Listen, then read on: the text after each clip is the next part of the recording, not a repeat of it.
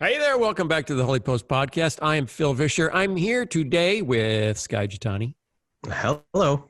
Hi, Sky, and Christian Taylor. Hey, Phil. Hey, Sky. Hi, Christian. And we also have Jason Rugg, who, if you can watch the video, is on the video. People were asking, why don't you let that guy talk?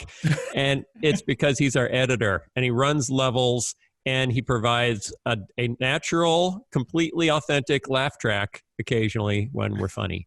So we keep him around for that. So, but you want to say hi, Jason? Hi, Jason. Yeah, see, he does have a voice. And here's the theme song. What's the news that you like the most? Who's your favorite podcast host? If it's breakfast, get your toast. It's Sky and Phil and the Holy Post. Sky and Phil and the Holy Post. And sometimes Christian. So what's going on, guys? It was an interesting week. Sky, did you have an interesting week? It's always interesting, yes. Yesterday, we went to our first restaurant in months and months and months. Oh, my goodness. That's exciting. Yeah. Did you go to downtown Wheaton? Yes, under the tent. Yes, under the tent. So downtown Wheaton, Illinois, on Hale Street, there's a little street. It's like a one-block stretch. And it has, 6 restaurants on it. It's kind of the core of the restaurants in downtown Wheaton. And the city, and this is the coolest thing, it almost makes it worth it to have a worldwide pandemic, but not quite. But the city put up a giant tent, like a beer garden tent in, Oktoberfest, and closed the street, put up this huge tent, and then there's all these socially distanced tables under the tent, and all the restaurants along that little strip are sharing them, and it's turned like into a socially distanced street festival, and it's really, really fun. So my wife and I were down there 2 nights ago at the big outdoor food court of Wheaton, the Taste of Wheaton on the block, and we were talking to our server who said, because indoor seating in Illinois is opening on the 26th of June, which as we record, this is only 4 days away at 25% capacity, which really isn't sustainable for most restaurants. The city was saying, and we'll take down the tent then. And everybody said, no, we love the tent. And so the city's agreed to keep it up through the end of the summer. I bet it comes back next year. I hope so, because we have loved it. Like, we have eaten out 4 or 5 times a week at first when it first happened, because it was so fun. And Pam at Eclectic, where we go almost 3 times a week, told us that people were coming from all of the neighboring surrounding towns. So it's like expanded Wheaton. Wow. So they're all so excited because more people are coming to Wheaton than ever before. And So come for the pandemic, stay for the food court. Yeah, exactly. I think that's the new Wheaton, Illinois slogan. How's your book? Still there? My book? Yeah, it seems to be doing well. I haven't gotten any sales update numbers or things like that, but the early ones were very encouraging. I started reading the book. Oh, you started reading it? Yeah, it's great. It's very thought-provoking. It's kind of like you have to read each little section in bite-sized bits because it's a lot to ponder. You can't stream through it quickly. It's ponderful. Yeah, it's really ponderful. The only thing that's really, it annoys me every time I go on Amazon is for some reason it's still listed under children's ministry books. Oh my good, you're kidding me. How did that happen? No, it happened months ago, and I've contacted the publisher numerous times going, guys, you got to figure this out. You got to correct Amazon. And they're like, we've tried. We don't know what's going on at Amazon. And I'm like, the doodles? I think it's just I think the doodles made somebody at Amazon assume. On the cover. Oh, man. Yeah. Your doodles are getting better and better, I have to say. And I love the little color splashes that you threw in there. Yeah, some of them are very rough, but I'm clapping for the newer doodles. ones are better. Thank you, Phil. So you've been practicing. Are you intentionally saying, I am going to draw better this time? Is that like a goal of yours as a ministry professional? Yeah, I don't think that's a bad goal. I've been trying to be more intentional. Okay.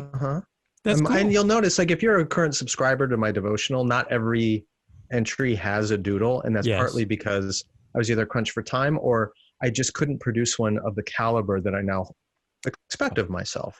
So Or are you going to put filth and garbage in front of my audience? Are you going to put out a book of rejected doodles in the future of little orphan doodles that never didn't make it? Or we could do like a New Yorker thing where it's a caption contest and I put the doodle out and everyone else can write the captions. That's an interesting idea.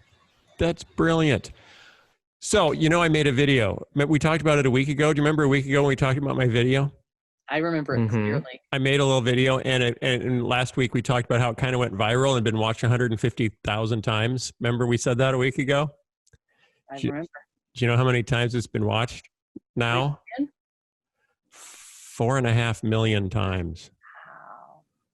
Wow. 4.5 million, 600,000 times on YouTube, and 3.9 million times on Facebook.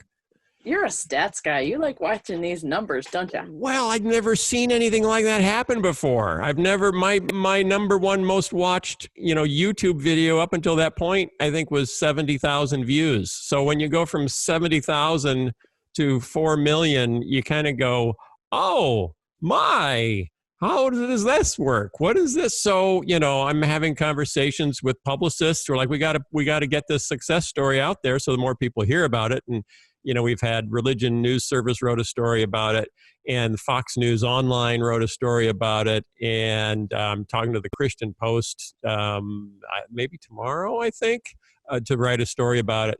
The goal is to just kind of, how far could this go into culture? Because the feedback has been overwhelmingly positive that you put all this data into a form that I can get. Finally, I get this, I see it. And it's in a form, because it's nonpartisan in nature, that I feel comfortable sharing it with my friends and my family. Even if they're, very, very conservative Trump supporters, or, I've got one of the more prominent atheists in the Chicagoland area who's been on the show before, tweeted it out to all his followers and said, you got to watch this. It's from, the VeggieTales guy.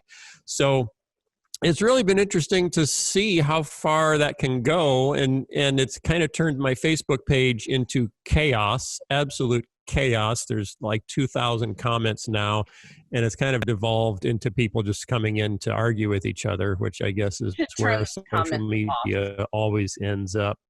Yeah, I know. At what point do you turn, if you're listening, if you're in our audience and you are an expert on managing social media, reach out and say, when do you just turn the comments off? When is it no longer productive to have, because I did on YouTube, I never turned the comments on because I just thought, well, if this goes anywhere, it'll get ugly on YouTube really quick when it's dealing with race. Facebook, was more for, well, this is for friends and family, and then friends of friends, and then friends of friends of friends, and then strangers that don't really know any of the friends of the friends of the friends, and they just want to come in and say, you're dumb. And then it just turns into chaos. Well, let me just say, I'm not an expert on social media, but you have passed the threshold for when it was time to turn off the comment. I agree. Yeah, I guess so. So I thought we needed this week to, another thing that happened though, just this morning, I had to get up early this morning, which I do not like because I'm a creative person and I'm not a morning creative person, but I was on Moody Radio in Cleveland. And because Moody Radio, the network is all over the country. The big one is here in Chicago, but there are smaller outposts all over the place. And so Moody Radio Cleveland reached out to me, and I'm thinking, what do you want to talk about? VeggieTales? What do you want? And they said, no, we want to talk about race. We've been reading the stuff you've been posting on race, and we want to talk about that. And if you think about historically, Moody is very, very conservative. Historically, white people sending their very conservative Christian kids to a Bible college in Chicago to then come back home, to rural America. I mean, that's what it was for 100 years. And, I'm kind of apprehensive. We're like, well, what will this do? Will this make trouble for you, for me? Is this a really bad idea to talk about race on Moody Radio? But what's been happening, and I realized that I hadn't really noticed this, over the last 10 or 20 years, is that Moody has realized a big chunk of its urban listenership is African American, strongly devoted to scripture, strongly devoted to Christian music, praise music, and more they're putting on African American on-air personalities. So it's kind of like the 700 Club. It's kind of like the 700 Club like a little bit. You had that realization when you were out there some time ago that like an awful lot of their staff were half the right. crew was African American, from a more Pentecostal background, but they grew up, watching Christian TV. And the same thing is true of Moody. So I'm being interviewed by, two hosts. I believe, I couldn't see them, but I believe they were both African American, and they're the morning hosts in Cleveland. And they talked about being huge fans of the Holy Post podcast. They talked about reading all the stuff that I've written about race and reposting my video on their station's Facebook page. At one point, and they wanted me to explain, now, why did you decide you wanted to do this? And weren't you afraid you would lose some of your fans by doing this? So we were talking about that. And we talked about white privilege, and they mentioned, we used that term a couple of weeks ago, and boy, that didn't go over well. So, a Moody radio station is talking about white privilege on their morning drive time show, getting some pushback, but also starting that conversation. So I came away, really encouraged that even in very conservative Christian media circles, they recognize, wow, a big chunk of our potential audience is not white. Even if they're not our audience right now, in the future, if we only appeal to the white Christian audience, our future doesn't look terrific. Okay. I have a question though. Yes, Guy. I feel like this is the end of the feel-good part of my story. No, I don't want to not feel good about it, but wouldn't it feel better if it wasn't being driven by economics and audience demographics? Like, wouldn't it feel better if Moody were just as white as it had ever been, but had a realization that we need to take race and racism seriously, rather than, wow, more of our audience isn't white, more of our audience cares about racism, and if we want to stay alive as an entity and generate revenue, we better start talking about the issues they care about. It's a little, it's kind of the cart before the horse thing. But you don't know that that's the way it was. I don't either, but that's what you just said. You just said because their audience is changing. Maybe. I don't know. I don't want to guess at their motive, for having non-white on-air personalities. Radio is a very personality-driven business.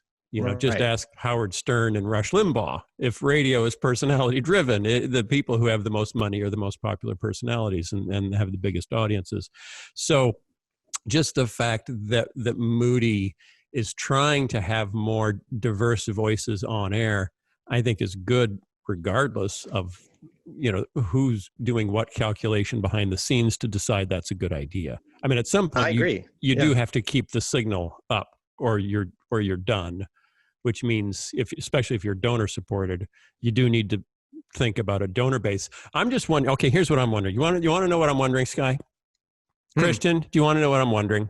I do, as long as you'll ask me what I'm wondering next. Oh, I definitely will, and then I'll ask Jason.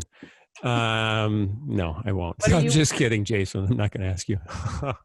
What are you see, we can't hear you laughing because you had to mute yourself because we were getting feedback from your mic. So I think the air conditioning kicked on, and that's what you're hearing. So I apologize. Oh, okay. That's where, because it's no fun when there's no Jason crowd noise. Sorry, I'll unmute as I laugh. Because I've talked about this before, that there's always the concern, if you make children's stuff for Christian families, you want the broadest possible audience so that you can actually afford to invest money in this children's stuff you're making. And I've always had the concern, if I speak out about this topic, if I speak about that topic, I'm going to lose part of that audience. And I've seen that. I mean, we've lost podcast listeners in the last 2 weeks. So I've seen that. You also hope, but maybe I'll gain some too. Maybe people will say, I'm really happy that you're speaking up about this topic or that topic. So you're going to gain some too. And that's true for a Christian radio station. It's true for a Christian publisher. If we reach out to a different audience, how much of our old audience do we lose? So then the question is it a net gain or a net loss? That's the curious thing. Does the audience become bigger or smaller? And I'm starting to be encouraged to think maybe, I mean, I wrote a post on my Facebook page that maybe there is a much bigger middle than I was getting afraid that there was, because people were so polarized. They were way over here or they're way over there. And I'm wondering, is anyone left in the middle? Is anyone left who's actually trying to wrestle with issues from both sides? Who are saying, I'm not just going to accept this whole political party's platform or this whole political party's platform. I'm going to sit in the tension of the middle. And there have been so many people that have reached out positively, to the video or to some of the things I've written and saying, thank you. I was losing faith in the church. I was losing faith in Christianity. I just didn't know if I could keep doing it. That I'm wondering if the middle is bigger than people thought. I think we have a Field of Dreams kind of situation. Yes. Where if you build it, they will come. Am I Kevin Costner? Yeah. I guess so. I think the reason why you don't see much of a middle is because nobody is staking out that territory and calling others to it. And in the church, frankly, a lot of Christian leaders, a lot of pastors, a lot of churches, they're not talking about this stuff. They're silent, which means the voices that get heard are the extreme right and the extreme left. And that's where people think those are their options. So you're not going to see people coagulate around the middle until people stand up and voice that point of view and say, here's a point where you can rally. Here's a video you can share. Here's a podcast you can listen to. Right, here's an identity or a brand that represents it. I'm not sure if coagulate. I'm not sure if coagulate is the marketing term I would use to try to pull together a new audience, but yeah, they use things like rally. Come, America, coagulate around us. We can stop the bleeding. Christian, what did you want to say? Well, I just wanted to ask you guys to educate me on why the term white privilege is such a dog whistle. Because in watching your video, it seems clear to me. I didn't use the term. I didn't use the term in my video. No, I know you didn't use the term, but in the education part of your video, it seems logical to conclude that the Black people have not been given any, much access to the things of privilege, housing and land and education and things like that. So one, I'm trying to understand why there is such a terrible pushback when somebody like a Beth Moore uses the word white privilege. Yeah. Why does that make people so angry? And is there another word we could use to sum up what you described in your video other than white? Yeah, I would just call it Black disadvantage. Louis Giglio tried to Yeah, that's one of my stories here that I was going to talk about. So he tried to get away from white privilege and use a different brand, and it blew up in his face. Yeah. But here's the thing, take race out of it for a second. I think every American would agree that there are certain conditions that if you are born into them, give you privilege, give you advantage. For example, if you're born into a family that has millions and millions and millions of dollars, you have greater privilege than somebody who's born into a family that's poor. Or frankly, being born in the United States gives you certain privileges that you're not going to have if you're born in El Salvador.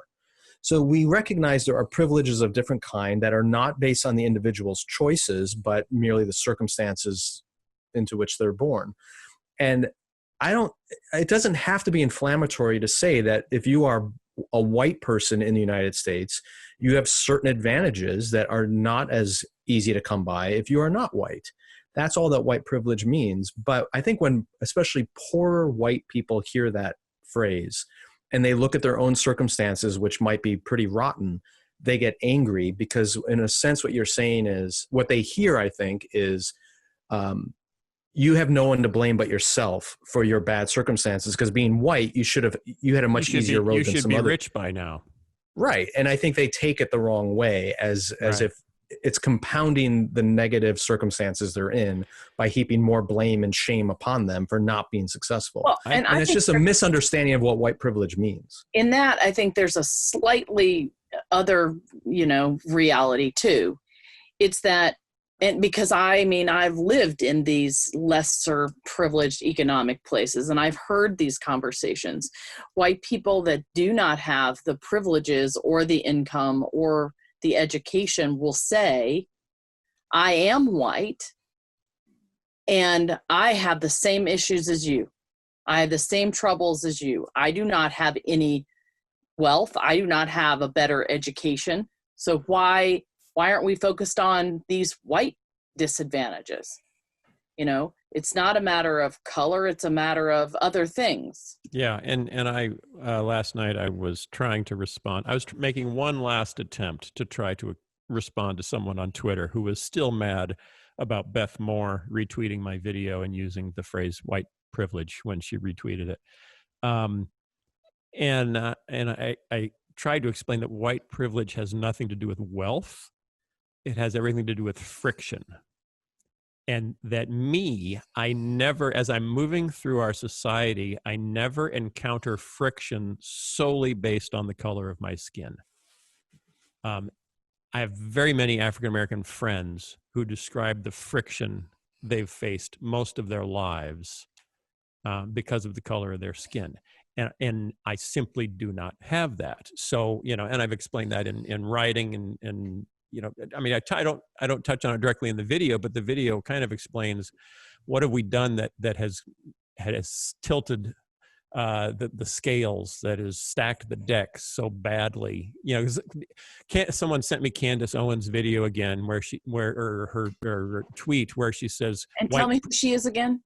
She's a white America's most popular black lady. Okay. Right now, because she says the things apart from Oprah. So, and she says white privilege is racist. The idea is racist because it's based in white supremacy, because it's saying white people are superior and black people are inferior. So that's what white privilege is, which just doesn't make any sense at all.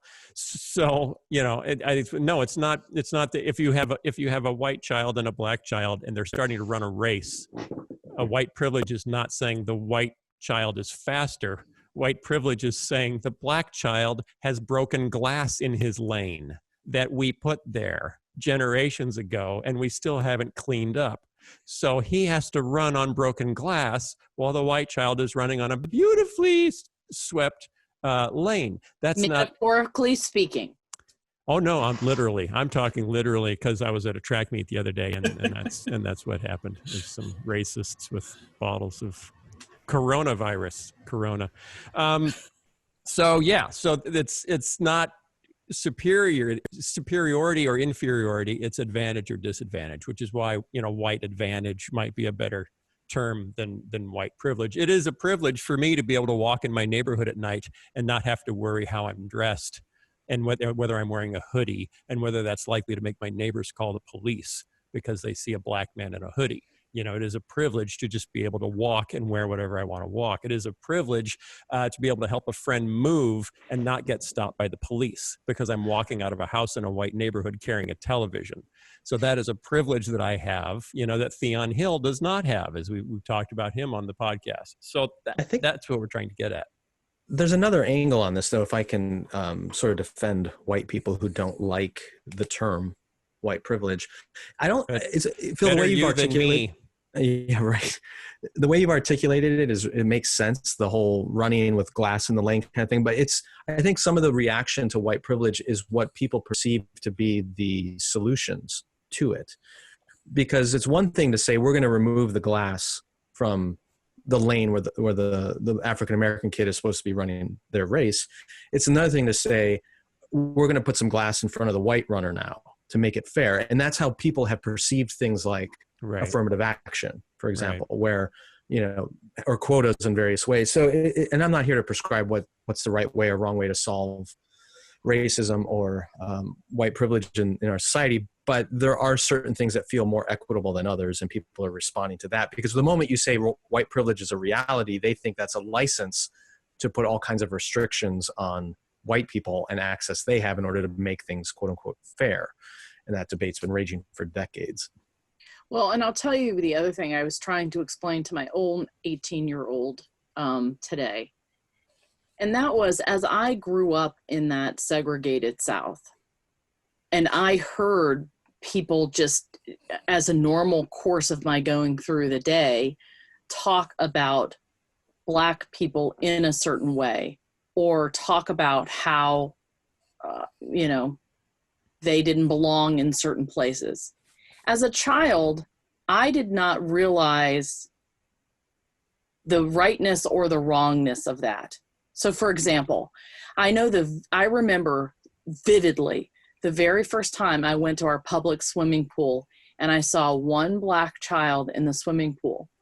And I looked down at that and it was so shocking. I didn't think bad or good about it. I was just like, wow, that looks so weird, because I'd never seen any Black people in our swimming pool before.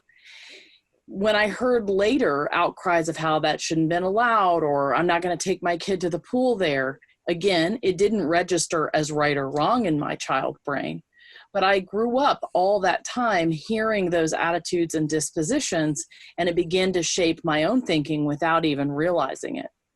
And so it wasn't until I left the South, I married someone that had traveled the world and had a different point of view. I lived in a situation where what I thought was challenged and people didn't share the same ideas, that I realized I had been steeped in sort of a segregationist stew that I didn't even know was there.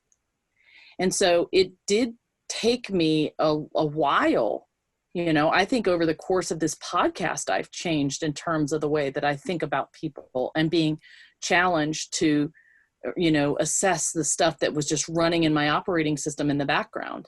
And I do think that's happening on a national scale, but it feels very violent, I think, to some people, and they don't have time to process it in a way like I have had over the course of however many years. My husband joked the other day when my father sent me something terribly horrible. And he said, well, it only took you 27 years to get there. And I said, well, it has not taken me that long, but his point was well taken. We've been married for 27 years and I had a lot of unthinking to do about these issues. So maybe it's just that it is so violent and it's so jarring. And I know that in that terrible thing he sent me, the person started off by saying, I feel like I'm being made, to feel guilty for being born white. Right. And right. I think that's some of the lie that's being spread around, because that's not what people are saying, but maybe it feels like that to them. Yeah. And I don't know. It's hard to know what to say to people that are that dug in against feeling any sort of regret for the mistreatment of others. If you're that dug in against that, you sure don't want to hear the history of Native Americans. So, all right, I'm going to move on. Speaking I think you should make more videos, Phil. That's all. Yeah. I need to figure out how to do that and still pay the bills. Yes, someone was mad at me online, and they said, "So what are you doing with all your profits from your video? Are you donating them?" Like, I don't. You don't make any money off free videos. So they came back and said, "Oh, but you're getting a lot of free exposure. You want me to donate my exposure to?" Hey, you can take that to the bank. Hey, there are a lot of establishments that make a lot of money exposing people. Oh, Sky, it's not even news of the butt. Okay, I do have it. Can I do a news of the butt? Is that okay? I was about to say, I bet you have one. Can I lighten the mood after 4 weeks of, well, sheesh, it's been rough. But I think we just need to do this because it's kind of, it's based on how we interact with the police, which is something everyone is talking about right now. And now it's time for news of the butt. In Austria, a man was fined. You know where Austria is? It's not Australia. It's Austria. In Europe. Yes, in Vienna. A man was fined 500 euros for, quote, farting with full intent at the police. I'm just going to let that. All right. I'm going to let that sit with you for a minute. This is a great Monty Python moment. Yes, it is. When the French "I fart in your general direction" would be the exact Jean Cleese right. quote from Holy Grail. A man in Vienna has been fined 500 euros for breaking wind loudly in front of police, a move that the Austrian capital's police force was at pains to defend last week. The offender was fined for, quote, offending public decency. City police had to explain on Twitter, once this became public news, that of course no one is reported for accidentally, quote, letting one go. Then they added that the man had behaved provocatively and uncooperatively during an encounter with officers that preceded the incident. He got up from a park bench, looked at officers, and then, quote, let go a massive intestinal wind, apparently with full intent, they said. And, final quote, our colleagues don't like to be farted at so much. I don't know even what to say here. Christian. I mean, I don't part of me thinks it's a great protest. In America, that would be protected speech. Yes, sure. Has anyone heard the term intestinal wind before? I've never heard. Let go a massive intestinal wind. I bet that's like a literal translation from the German or the, yeah. I mean, as a form of public protest, fart in your general direction. Remember Braveheart? Didn't they do that in Braveheart when they all Yes, lifted they their did. kilts? Yeah, they all bent over and flipped up their kilts. Oh, it's the English king. fantastic. So they're wrestling, you know, in the what more cultured city is there than Vienna? It's the height of culture. It really, really astounds me that there is so much news of the butt. I just thought that was going to fade away. And there are a lot of butts, Christian. There are a lot of butts. You know, and they make news every day. If he had lowered his pants, he could have probably been fined for a health violation. Exposure. Oh, exactly. Yeah, spreading coronavirus. Okay, right. This has been the news of the butt. This has been the news of the butt. Our friend Jonathan Merritt wrote a piece on cancel culture entitled "Cancel Culture is Coming for Evangelicals." And he's talking about an Alabama megachurch pastor named, and this, I believe, is how you say his name. It's C-H-I-S. It's Chris with no R. How do you say it? Kiss? Chiss? I'm going with I don't Kiss. know. Is it a typo? No. Kiss. I checked it online. I Googled him, and it is Kiss Hodges. I would go with Chiss. Chiss? You think it's Chiss? Okay. Short for Chisholm, maybe? Chisholm? That's kind of a southern name, isn't it? Chiss Hodges, senior pastor at Church of the Highlands, an evangelical congregation. Get this, with 60,000 members spread across 24 locations in Birmingham, Alabama. He came under fire last week after screenshots were shared online showing the pastor liking several posts by Charlie Kirk, a controversial pro-Trump activist. The posts in question were considered racially insensitive and, among other things, questioned whether white privilege actually exists. So you're a megachurch pastor in Birmingham, Alabama. You got 60,000 members in your church. You like some tweets that question the existence of white privilege.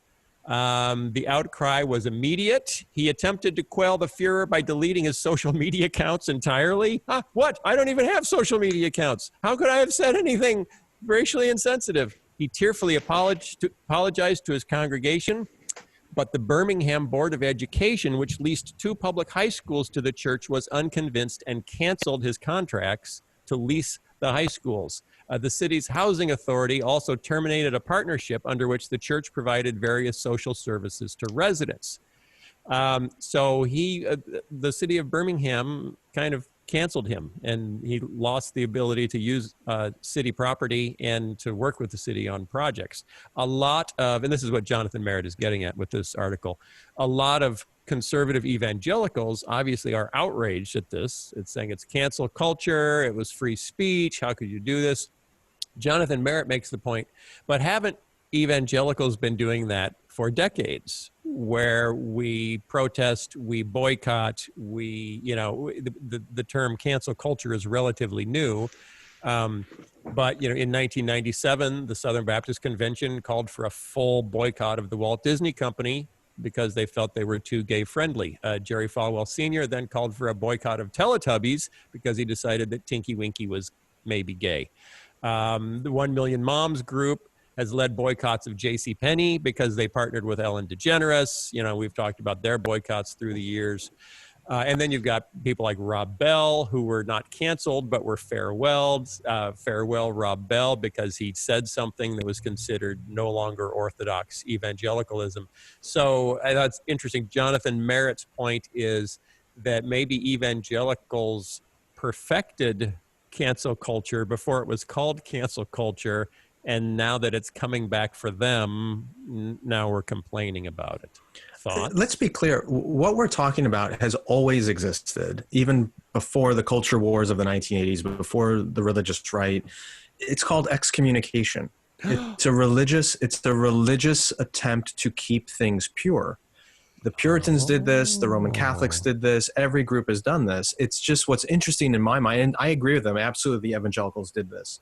But what's interesting now is you have secular progressives doing it. Yeah. And they call it cancel culture, but what's really remarkable is they're behaving like a religion that's obsessed with maintaining its doctrinal purity. And therefore, those who defy the doctrine or the proper speech or the proper whatever are excommunicated. And it's done through social media, or it's done through economics, whatever it might be. But all these things are marks of religious fundamentalism. It's just fascinating that it also holds true for secularists on the progressive left. Yeah. So there is fundamentalism at both ends of the spectrum, and it's kind of being weaponized to, generate ideological purity. Right. And I mean, I don't know the specifics of this case that he's talking about. I mean, I personally, I don't feel a lot of empathy for somebody who's liking racist comments and gets, blacklisted for it or gets kicked out of a public square forum for it. I'm not super sympathetic to that, but it can also be weaponized in ways that are more gray. Like, there are a lot of Roman Catholics, Jews, and conservative Christians who hold to marriages between a man and a woman, and are they at risk of being canceled for holding to what they've always believed? So it gets really muddled. And it is interesting. It is interesting to say, okay, you're a church, you're renting a civic building to meet in. You could have that contract canceled, get kicked out because you've said there is no white privilege. Would you not get kicked out for saying that homosexuality is wrong? It's on the scale of things that are offensive to say publicly today. It seems like those are both way up there. Yeah, or if you're in a very conservative Christian area of the country and you are a Muslim community that wants to hold its mosque at using a public school or something, they could easily turn around and say, well, sorry, you don't get to, because we don't think of Islam as a religion being protected by the First Amendment. Right. It's a political movement that's un-American and you're not allowed to be here. So yeah, it runs rampant and it's crazy, which is exactly why we need the Supreme Court to give us guidance on the application of the First Amendment, both as it applies to freedom of speech and as it applies to religious liberty. But there's a lot of gray there right now that it's going wild. At the same time, there's nothing new in this. It's just new that it's coming from a traditionally non-religious secular voice, but it's still religion. It just proves my point that I've said many times, that religion exists in every person and in every community. It just may not have a spiritual or explicitly, theistic kind of origin. We're all religious. Right. Christian, have you ever been canceled? My family tries to cancel me from time to time. Oh dear. No, not so much. Okay. Not so much. Okay. I had one church send back all their What's in the Bible DVDs. This was a few years ago, and it was because I made a Big Bang joke. They didn't like the Big Bang joke. That was offensive. Not the TV show. No, not the TV show. The actual cosmological event. Yeah. So it reminded me of this one though, because as far as I recall, there's an awful lot of very conservative Christians who take a young earth creationist point of view of Genesis, who nonetheless affirm the Big Bang. So what was the controversy? That they were using Ken Ham's materials that summer for their VBS, and he says there was no Big Bang. And if I say there is a Big Bang, and he says there's no Big Bang, what are the children supposed to believe? So obviously one of us had to be thrown out of the lifeboat. Wow. And it was me and Buck Denver. Oh, well, what are you going to do? Okay. All right. We have a guest. We have a guest, Sky. We have a guest. Yes, we have a guest. Fantastic guest. Probably the best ever. Yeah. He's a returning guest. Oh, lovely. Lovely. Is his last name Dick? No. Okay. It's All right. Hernandez. Okay. Before we go, Christian had one more thing to say. Yes. Last week I told people they could watch the film if they sent us a donation at thegirlwhoworefreedom.com/donate. But I did forget to mention that what they then need to do is forward their donation receipt to normandystories@gmail.com. We will put those in the show notes, but there is still plenty of time to donate and get an opportunity to watch. So please do that. And the good news this week is we got accepted into the Chagrin Doc Fest. I didn't get my chance in the beginning to explain what happened this week, but that was our good news. Okay, cool. All right. Thanks for listening. We got a guest, and we will see you guys next week. Bye, everybody. Bye. How do you like your sermons? I'm guessing you prefer something that's easy to listen to, easy to understand, maybe a sermon with 3 alliterated points and a specific application at the end. After all, no one goes to church on Sunday hoping to be confused when they leave. No, we want answers, and we expect our Bible teachers to give them. But that's not how Jesus preached. Although he taught the truth, he rarely told it directly. Instead, Jesus told it slant, indirectly, subtly, and often wrapped in a story that was actually designed to obscure the truth for many of his listeners. That meant his audience had to work to understand him. It took effort and concentration. That's totally different from the comfortable setting we try to create today in our churches with our cushioned theater seats and built-in cup holders. That's why we're doing a series right now in With God Daily about Jesus' parables. Each day I'm writing to help you understand the critical truths that he taught and were hidden in these stories, and how they apply to things going on in our world today, like how the story of the Good Samaritan relates to religious pluralism, or connecting the unmerciful servant story to Black Lives Matters. This is a series you don't want to miss. It'll help you understand Jesus in a new way and apply those truths to your world right now. And of course, many of the daily devotionals include my hand-drawn illustrations and audio versions if you prefer to listen rather than read. You can sign up today at withgoddaily.com or by downloading the With God Daily mobile app from iTunes or Google Play. So check out With God Daily today. It's the daily devotional for people who hate daily devotionals. There's no denying that we live in some pretty remarkable times, with riots in the streets and protests and a global pandemic that's killing hundreds of thousands of people.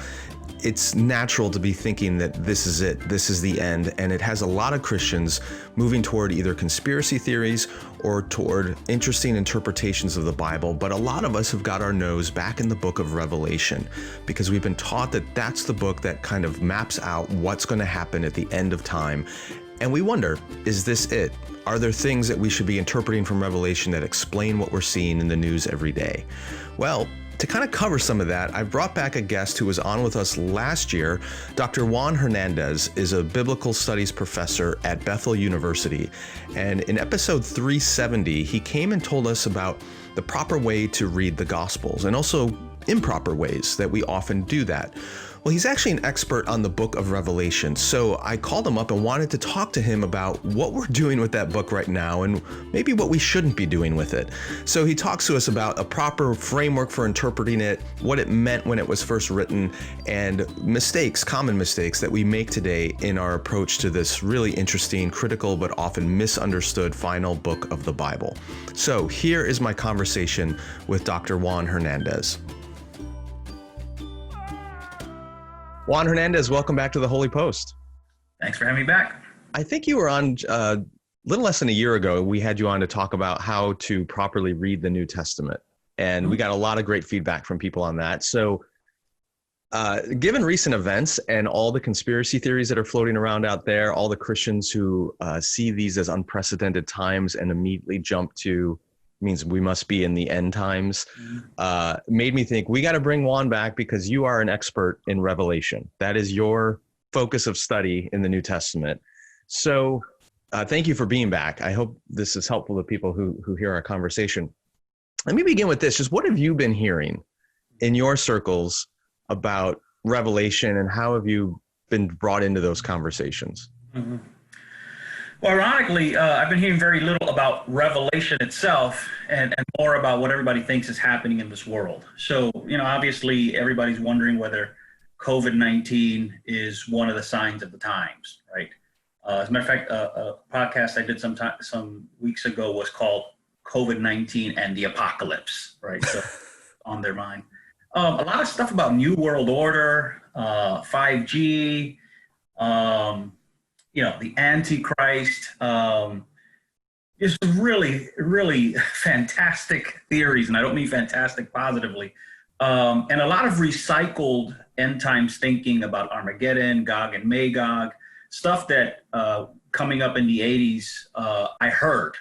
And what's remarkable is how those things have no obsolescence. Their shelf life continues and continues. They're revised. There's phobias and fears.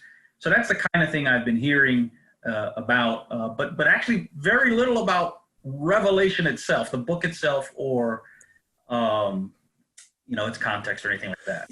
Speaking of kind of the theories going back to the 80s, it seemed like back then people would take these symbols from Revelation and interpret them, such and such is Mikhail Gorbachev and such is the Soviet Union and all these, and those symbols endure because they're there in Revelation.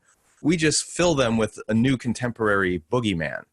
And now it's Bill Gates or it's COVID or whatever it might be. So before we get into the text itself, why do we keep doing that? What is it about the American evangelical experience, whether it's white or Latino or African American, that lends us so much toward this conspiracy theory injection into this book? Mm-hmm.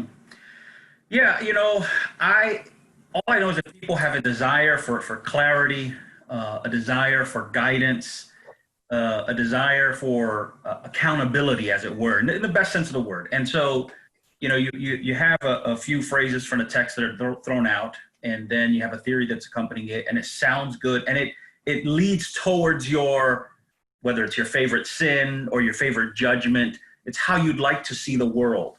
And so it doesn't matter what the text says, the connection with, for example, there was a time when we talked about the European Union and the 10 nations, and, we had 9 and then it was 10, and that's right in Revelation. It talks about 10 kings. You look now and you got, far more than 10. So the correspondence between current events and what the Bible purportedly says, it's as old as the Bible itself. It's as old as the New Testament authors themselves. It's as old as the Dead Sea Scroll writings. Even the prophets, they were making correspondences. I think the difference, if we can track one now, is that the controls are off the charts. And there's very little biblical literacy that goes into it.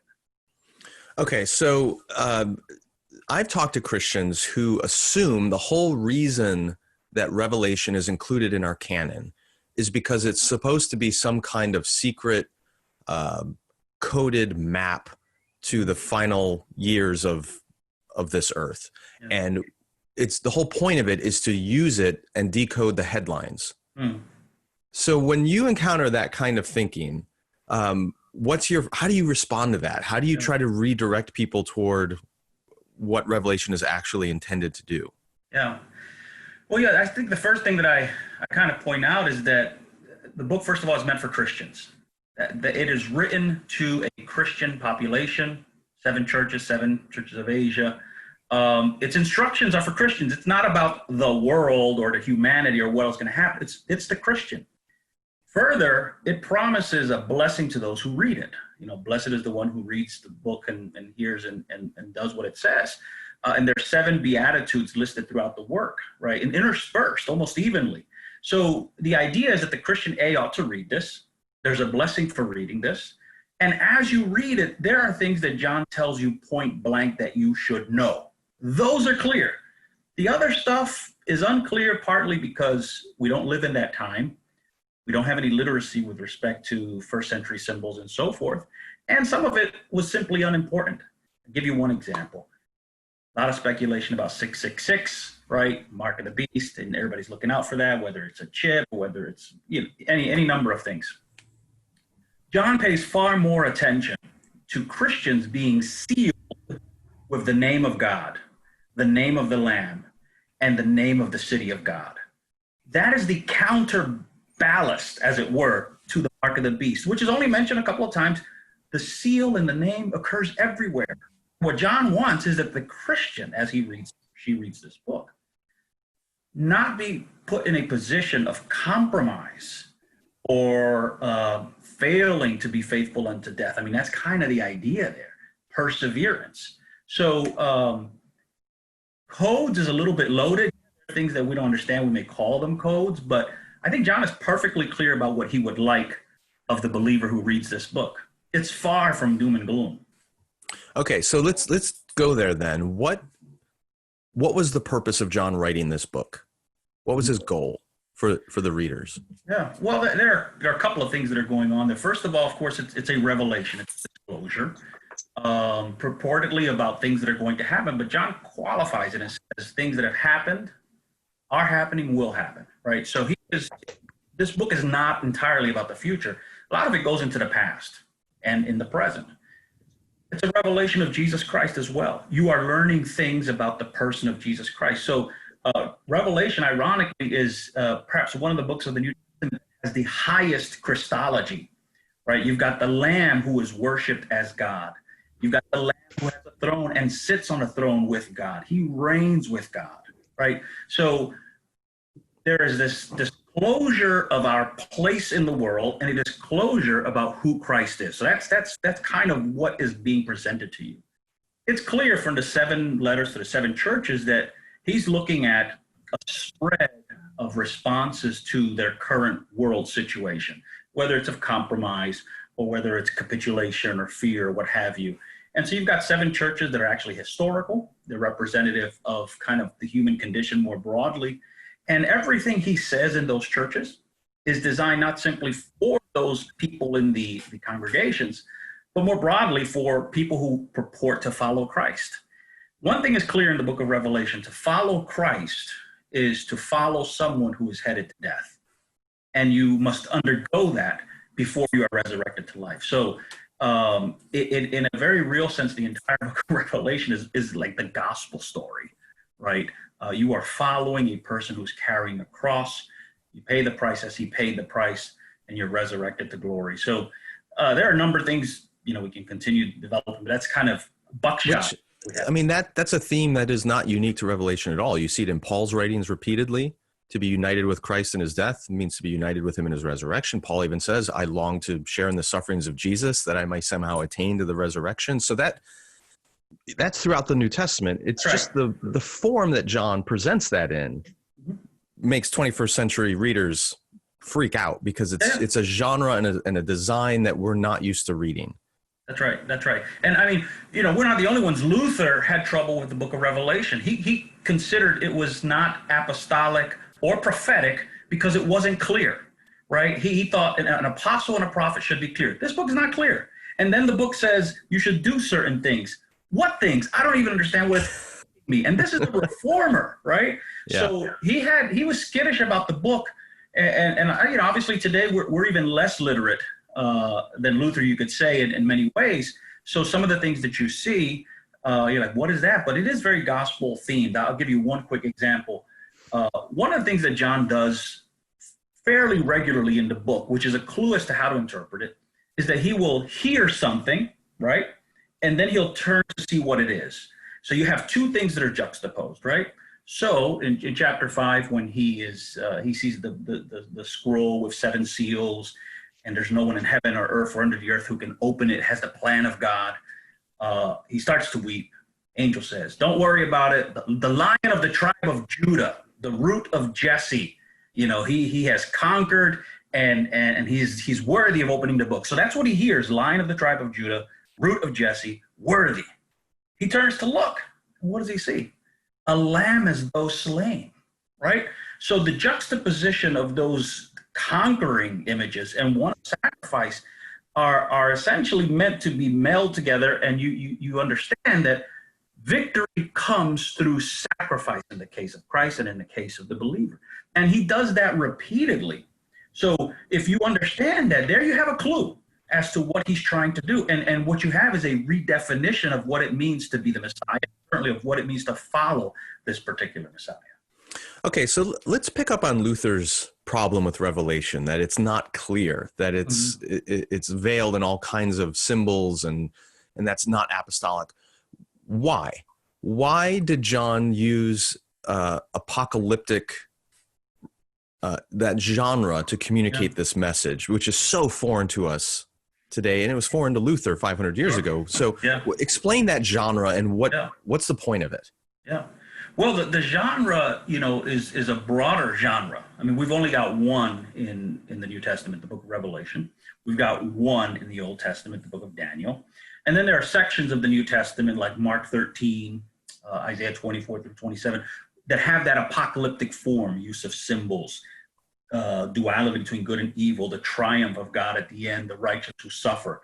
So this was a prevailing, existing genre that existed in the first century and before. So John choosing it as the genre to communicate, whether it was a personal choice or what have you, was not out of the question. It wasn't odd, right? Now, we can't assume everybody understood what the symbols meant, but the symbols that John uses are symbols that are used in other apocalyptic works. So and this is a way, if you think about it, why apocalypticism? Rather than coming straight forward and giving you arguments or a narrative story, it purports to be kind of this unveiling that helps you understand why things are the way they are. You have to tear the veil to see that, right? You can be told or you can see it. And what John offers is a view essentially from heaven. He's taken up to heaven and he sees all of this stuff. So there's this trans-worldly quality to it that almost says, okay, I understand now why things are happening. That's essentially what he's doing, right? For example, Christians are persecuted. That's the kind of the image that you have in the book of Revelation. The beast is after them and whatnot. Why? Well, in one chapter, he explains how the dragon is defeated, right, and cast down to heaven. He lost the battle, but he's furious. And it says he went out to make war against the saints, those who keep the word of God and the testimony of Jesus. That's John's way of saying, this is kind of Satan's last stand, his gasp. He's angry. He's going to get you because he's been defeated. And when he's unleashed, he stands at the shore, and out of the water comes a beast, right? So that's if he's summoning. These are the tools or the agents he's going to summon to carry out his ungodly will. So what do you do with people? I mean, you mentioned that John is using this genre, this unveiling to explain what's going on in the world to these seven churches and what they're experiencing in persecution, all that. What do you say to somebody who says, okay, yes, that's true, but this unveiling is also relevant for events happening today, that John may have been talking about first century circumstances, but there's a double meaning, and we ought to recognize this deeper layer, the second meaning to contemporary events. And so it's okay for us to read the headlines and impose all that stuff back into Revelation. How do you respond to that? First of all, I'm fond of creativity. So knock yourself out. This notion of multiple senses to the scriptures, not a new one. Old Testament prophets were interpreting earlier prophets, and they found new and relevant meanings for their day. New Testament did the same thing. Matter of fact, the Catholic scholars used the phrase sensus plenior, which is fuller sense in Latin, to kind of sanction this idea that, there's an original historical context, but then there's this broader or more specific application. Now, they apply it, and most exegetes do as well, to how the New Testament authors interpreted the Old Testament. Right, especially the prophecies about the Messiah, which, absolutely, like the virgin will be with child, that had a context within Isaiah that was very different, and then Matthew picks it up and uses it as a reference to Jesus and Mary and all that, which has double meaning. Yeah, absolutely. So you have that. Now, here's what they had, which we don't have, right? First of all, they're double meanings or triple meanings or whatever applications, if you want to call them, oftentimes there was a tradition, a Jewish tradition that moved in that direction already that we're not privy to till we make the comparisons, right? So when you look at Herod, when he slaughters the innocents, right? And Jesus, of course, is at risk because the reason Herod's doing that is to get at Jesus. You compare Moses, right? In the Old Testament, Pharaoh is killing the male slaves, right? And it's clear that Matthew is drawing that parallel. What you don't see in the New Testament is that a Jewish historian by the name of Josephus comments on that same story, not of Herod, but of Pharaoh. But in Josephus's account, Josephus was a contemporary, first century contemporary of the New Testament writer. In his account, the reason why Pharaoh goes after the children is not just population control, but because he heard that there was going to be a new leader. He knew of Moses. So the idea of Herod trying to kill the baby Jesus was already circulating in a narrative form, not about Jesus, but about Herod, that about Pharaoh. That's what Pharaoh does, right? So those are the things that they have that we don't have, right? That's the first thing. The other thing is that, what are the controls? What are the controls, right? So for example, people say, okay, the Bible talks about plagues and COVID-19 is a plague, right? Why couldn't it be an end times thing? I don't understand why not. And my response is, well, I'd be happy to make it an end times thing, but here are the things you want to ask yourself. A, is it unleashed only at non-believers, right? In the book of Revelation, it is clear that this is for those who have the mark of the beast, right? I remember a Jewish rabbi, when this whole thing was coming up, I don't know if you saw this, out of Israel, who said that COVID-19 was a punishment for the sin of homosexuality, right? And that worked until he caught it. So either he's got some. I shouldn't be laughing, but that's funny. Yeah, no, absolutely. If you want to be consistent, you've got some soul searching to do. I think you got an identity crisis, or maybe you shouldn't mouth off about interpretations that don't apply. So if you want to meet the standard of the biblical plagues, first of all, you'll notice that they are for a particular group of people. Others are protected. It happened in the book of Exodus. It happened in Ezekiel that way, and that's the way it's reported in the book of Revelation. So if this is indiscriminate, then it doesn't apply. The other thing is, it doesn't seem like people back then expected that you could outsmart a disease. Today, you can outsmart a disease. You can have vaccines, social distancing, face covers, and all that. Wouldn't work in the book of Revelation, wouldn't work in those plagues. Right? So you can just say, look, I'll entertain applications. I love it. I think poetry, stories, fiction, all that kind of stuff build in that way. But the difference is these people are saying, no, that's it. And then they want action from you. I'll give you one last point I had to make about this, because I kept hearing this over and over, and everybody, they get on their favorite sins that are being condemned, right? All of the seals, trumpets, and bowls that are being sounded, unleashed in the book of Revelation are not simply about inflicting pain on humanity, right? I mean, it's a means to an end. What is that end? At the very end, what you see is the great city, right, of Babylon, who's portrayed as a whore, right, being destroyed. And what is that destruction? We're talking about just the physical? No. Economy, political system, right, the trade. I mean, you have the merchants wailing because they can no longer buy or sell.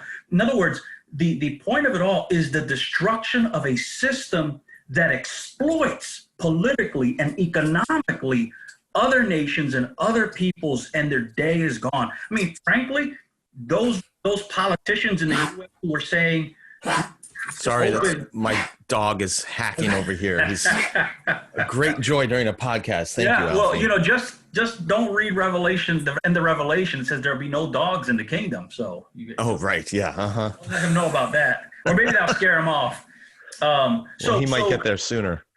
So you have the destruction of the system that exploits, and not only our material things, but it talks about it trafficking in human bodies and souls, right? Right. Here we have politicians here in the U.S., you could say, if you want to make a parallel, this is what I told them. I said, you guys are talking about plagues and sickness and all that. These guys on TV that say, well, we should open the economy and let the old people sacrifice themselves for the sake of the economy, right? I mean, we got to go. That sounds like the merchants bewailing the fall of an economic system like Babylon, a great one, right? And that's the point. And this is why Jesus says in Revelation, come out of her, my people. If you compromise, if you entangle yourself with her values, you will suffer her fate. That's kind of the idea. And that's the big point at the very end.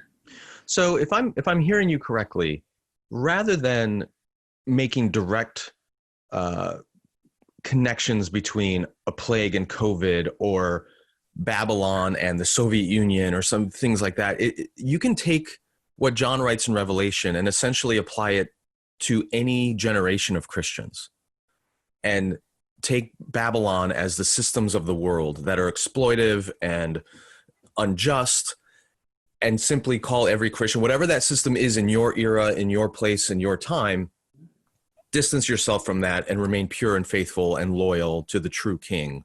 That applies no matter what era you live in. That's exactly right. So it is misguided to seize upon one particular entity as either being the perfect candidate for the beast or one that is exempt. It can be churches, it can be corporations, it can be nations, it can be neighbors, it could be anything. The way you can tell is essentially by its entanglements, its commercial entanglements, its moral entanglement. And this is hard, because if you really want to take this thinking to its conclusions, I mean, we are a system, part of a system that is entangled in things that you've profited off of exploitation in ways that if you started numbering them, you'd be in a fetal position, right? I like the idea of, I just recently read The Plague by Camus, and he talked about how we all carry this plague, right? It's very interesting because he's talking about basically carriers who are responsible for the death of others without even knowing it. And he talks about the human condition being that we somehow, in not speaking out, not acting, or we are facilitating the perpetuation of a system of a plague that is going to destroy. And his conclusion is that because we are so kind of plagued with this thing, the best I can hope for is to affect as little people as possible, because I'm part of this system. Yeah, that raises a dilemma for me, and I've written about this in other places. I don't know if I've come to any kind of meaningful resolution to it, but throughout history, there have been groups of God's people who, maybe it's in direct response to Revelation, but overall the response to, come out of her, my people, be separate, be holy, that isolate themselves, distance themselves from the corrupt power of the world in that era. The Qumran community, the Dead Sea Scrolls, the Puritans, the Pilgrims coming across the ocean to the New World. I mean, there's multiple examples of people who've tried to do this, even the Amish, Yeah. But today, how does a faithful Christian extract themselves from a system that is pervasive? Like, where what do we go to the moon? Where do we go? Every time I'm going to go to the grocery store later today, and if I buy a loaf of bread, in some way or another, I am contributing to an economy that is exploitive of somebody. Mm-hmm. I may not be exploiting that person directly, but if I have my daughter's college fund is invested in who knows what mutual funds that are doing. How do you possibly faithfully extract yourself from such a global system? Yeah. I don't know that you can, and that was kind of the point of Camus, at least. Right. All you can do is try to do the least damage as possible. That was his conclusion. Now, he wasn't building on Revelation, but that was his conclusion. It was really poignant because it does remind you that in some sense, I mean, you can call it even original sin. It's in you. It's in you, right? So in Revelation, here's just a few things that are interesting. Number one, God did not pull the church out, right? They're still there. And their role in the world, as it were, is to speak truth, right? And speak truth irrespective of the consequences, which is why you have repeated scenes of the beast coming out of the abyss and destroying the Christians, right? So you are to stand for truth, and you are to cry out for justice. As a matter of fact, the seals and the bowls and the trumpets that come about are a response to the prayers of martyrs, right? One of the seals is of these martyrs under the altar, and they're crying out, "How long, O Lord?" So they're crying out for justice, right? So you speak truth, cry out for justice. They're told by God, wait a little longer till the rest of your brethren are suffered the same fate, right? And then you fast forward to this vision of an angel with an incense thing, and he just kind of pulls out the incense from the altar, where the prayers of the saints are coming up, and he casts it to the earth, right? And there's the trumpets. And so it's a response. God is going to respond to those prayers. So what is the believer to do? Be faithful, speak the truth. And that fidelity has to be unto death. There's just no other way about it. And for some, it will turn out physically fine. For others, it will not. It didn't turn out physically fine for the Savior. Why should it for you? Kind of the idea. Yeah, which gets back to one of the reasons I think so many people want to just definitively define Revelation with contemporary issues is it gives them a sense of control. I know what's going on. I know what's happening. I don't have to be afraid, and I can avoid the suffering. Which is the antithesis of what Revelation is actually there for. Absolutely. You know, the interesting thing is that there's only one person who knows, and it's God. He's on a throne. Like the first vision you see before all hell breaks loose is God sitting on a throne. That's what I tell you, he's in control. And what's clear, if what Christians really want to know is their role in this, look at the book. What is happening to Christians throughout, right? And being faithful, they're witnessing. They're suffering for the cause, right? They die, they resurrect. I mean, that's what you were told. That's played out over and over again. And not only that, and here's maybe the more negative side that people more focus on, those messages about judgment to the churches are for Christians, right? So for example, Jesus shows up in chapter 1, John sees him, and there's a sword coming out of his mouth, right? Chapter 2, and as he addresses one of the churches, the church of Ephesus, he says, "I am the one who has the sword coming out of his mouth," right? He does a diagnosis of their spiritual condition, and at the end he says, "If you do not repent," actually that's not Ephesus, it's a later church. "If you do not repent, I will fight them with the sword of my mouth," right? So he tells the church, this sword I'm carrying is for you. And then when you fast forward to chapter 19, you see the sword again. Right? And it's the sword that is unleashed against the nations that battle against the Lamb. So if you are faithful, you're on the side of the Lamb of God. If you are unfaithful, you're on the side of the beast. I mean, it's very dogmatic in that sense, right? Yeah. And you will suffer the consequences accordingly. So those images of sword or lampstands show up in this, 7 churches. You can follow them in the rest of the book and see what happens to those who either are aligned or not aligned with those images. It's really fascinating. Okay, last question. When you go back to the first century, I'm assuming you date Revelation fairly early. Mm-hmm. When you go back there, the Christians were a minority sect. They were under the authority of the Roman Empire. You had this dominant power in the world that they were being persecuted by. And so when you read Revelation through that lens, it kind of falls into place. It makes sense. Here we are, 21st century American Christians. We're not in an empire. We are in a democracy, a republican democracy, where we have some authority as Christians, authority as a citizen, as a voter. Some of us have authority as police officers or soldiers or elected officials or mayors. So how do you take the message of Revelation and apply it to Christians today who aren't just this small persecuted under the boot of the empire kind of group, but we kind of are the empire? Yeah. It's a post-Constantinian vision. Sure. So what do you do with that? Yeah. Well, the short answer is be careful that you're not part of the beast. That's my first answer. But so a couple things. First of all, the notion of persecution. The book, I tend to date it towards the end of the first, right, in the 90s. If there were any persecutions that we know of, they were local. They were kind of mob violence. There was no systemic Roman persecution till much later. The closest thing you have is Nero, and that was localized, right? It doesn't take much to set off the panic button, right? So I think that whatever skirmishes or things were happening in John's time, they were enough for this vision to kind of be unfolded of what could and might happen, right? The fact that you can name one of the martyrs, Antipas, right? If you had scores and scores and cores, you wouldn't have to single one out, right? So I think that the fear of persecution is great. The evidence that it was happening in a systemic way is just not there, although there definitely were always tensions and problems, and eventually you would have that. Okay. So there's that. With respect to the book talking about persecution, we're not in a situation of persecution.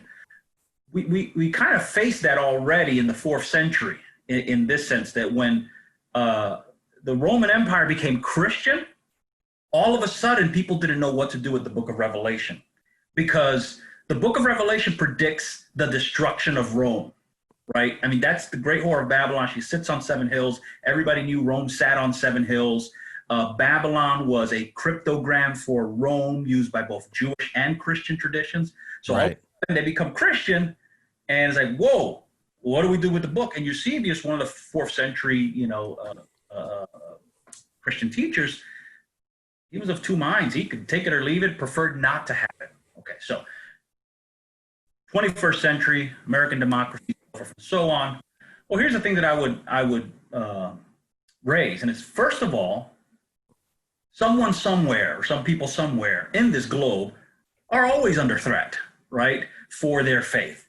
So it is certainly it has a note of exceptionalism to ask, what about us in America, right? There are people everywhere throughout history at various points who have suffered. And even the book of Revelation allows for that, because some churches were fine and prosperous. Some were suffering. So the book allows for that. And his concern, John's concern, was that if you're not suffering, you got to look at what you're doing and where you're at. So if anything, you can turn it around and say, the fact that we live in a system that allows for rights and privileges and so forth and so on makes the danger of selling your soul even greater. And the things that come to mind are 2 things. First of all, the beast that shows up, which represents, Rome and all that. One of the beasts has horns like a lamb, but speaks like a dragon. And the idea is that it's deceptive. Again, it's the angel of light thing. Yeah. Now, the interesting thing is that for an entity to be deceptive to Christian, it has to offer Christians things that they think are good. But there's a catch, right? So I'll give you one quick example. I'm here in Minneapolis. I deal with Hispanic pastors. There's a lot of immigrants here and undocumented and so forth. And, they're in a complicated situation. Well, when in Minneapolis, the pastors were asking for the rights to have licenses for undocumented, right? In terms of safety and all that kind of stuff. There were Republicans who said, okay, we will, what if we may grant you the right to have a license, but can we have your support in Trump's wall, right? Now, who are they asking? They're asking an immigrant, possibly an undocumented immigrant, who is a Christian, who knows what it's like to suffer and to come to the side. And they're saying, okay, we'll give you your licenses, but you got to support that wall. I mean, that's the kind of thing we're talking about. It's not going to be an easy detection. The other thing that I think about is Laodicea. Laodicea, 1st century, was prosperous, rich, you name it, right? She's described as wealthy, as not having needs and so forth. And Christ, of course, condemns her and says, no, you're poor, you're miserable, you're naked, blah, blah, blah. The description of Laodicea, if you take that description and compare it to the great whore of Babylon, it's the same description. By her swaying into particular values of prosperity and security, she had aligned herself with the one who's going to be destroyed at the end. So yeah, I think it's especially relevant because we are now comfortable, and we certainly, for the love of God, misuse politics and laws in ways that, I could spend all night talking about. Oh, jeez. Yeah, we could spend all night talking about this. One last thing, even though I said the last one was the last question. Is there a resource you would recommend to people, one of your books or some other book that you think would be a good place to begin for somebody who may not be theologically trained to dive a little deeper into understanding Revelation the way you've described it. Yeah, sure. So first of all, nothing I have is useful. All of my publications have to do with Greek manuscripts and scribes and stuff like that. Yeah, we need cookies on the lower shelf here. Yeah. So there's one by Hendrickson. It's an oldie. It's by Hendrickson. The last name is Hendrickson. I had to abandon my school office, so I don't have those books. I would have pulled it off the shelf. All I have, as you can see, are my Penguin Classics back here. Oh, I see them. No Bible stuff there. So there's a book by Hendrickson on Revelation. It's an older work. You can look up Hendrickson, and it is the most layperson-friendly distillation of the symbols. It doesn't. There's no Greek. There's no dense history. It's an easy read. And there's one more book. Actually, I think I might have this one here. I might show it to you. Let's see it. Hold just a second. Okay, this one is just called The Revelation of John, a Narrative Commentary. It is by, James Resiguy, I guess, James Resiguy. This is as types of a narrative approach. So it approaches the book kind of like literature, looks at plot, characters, themes, methods, symbols, all in English, no Greek thrown around history. It's really only a couple hundred pages, an easy read, very helpful, very clarifying for kind of knowing what John is up to. It is deceptively simple. You look at it and you're like, okay, I can understand it, but there's a lot going on there. And then one last one, I can't recommend this resource enough. This is about the Bible, but it's the New Oxford Annotated Bible. Okay. Notes on Revelation here, you'll get a lot of mileage out of. You'll get a lot of interpretation of. So, a good study Bible like this one. One more, and then I'll let you. We're going to get your whole library before we're done. These are the two Bibles I use. So the New Oxford Annotated Bible, and then the HarperCollins Study Bible.